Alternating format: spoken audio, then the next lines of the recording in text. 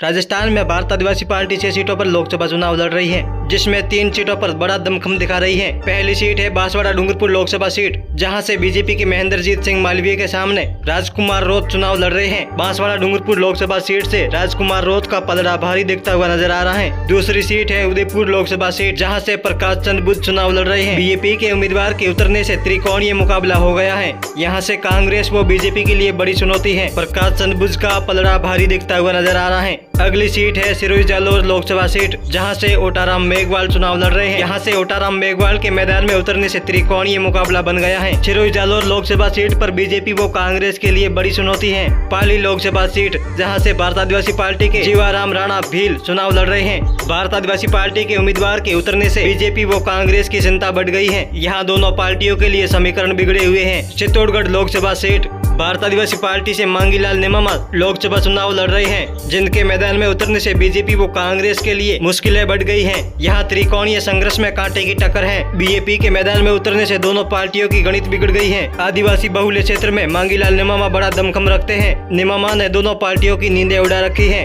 Sawai Madhopur Tonk Lok Sabha seat, जहाँ से भारत आदिवासी party के जगदीश प्रसाद चुनाव लड़ रहे हैं। बाप के मैदान में उतरने से त्रिकोणीय संघर्ष बन गया है। एसटी मीणा वर्ग बहुल्य होने के कारण यहाँ दोनों पार्टियों के समीकरण बिगड़े हुए हैं। भारत आदिवासी पार्टी के उम्मीदवार बड़ा दमखम दिखा रहे हैं। भारत आदिवासी पार्टी राजस्थान में से लोकसभा सीटों पर चुनाव लड़ रही है। पार्टी 2 सीटों पर मजबूत स्थिति में दिख रही है। अन्य 3 सीटों पर कांटे की टक्कर है। बांसवाड़ा डूंगरपुर लोकसभा सीट से राजकुमार रोत का जीतना तय है। उदयपुर लोकसभा सीट से प्रकाश चंद्र बुद्ध भारी टक्कर दे रहे हैं। त्रिकोणीय मुकाबले में कांटे की टक्कर है। राजस्थान में भारत आदिवासी पार्टी 6 सीटों पर लोकसभा चुनाव लड़ रही है। आपके अनुसार बीजेपी पार्टी को कितनी सीटें मिलेगी? कमेंट बॉक्स में जरूर बताएं। M3 के न्यूज चैनल पर पहली बार आए तो चैनल को सब्सक्राइब, वीडियो को लाइक एंड दोस्तों के साथ शेयर जरूर करें।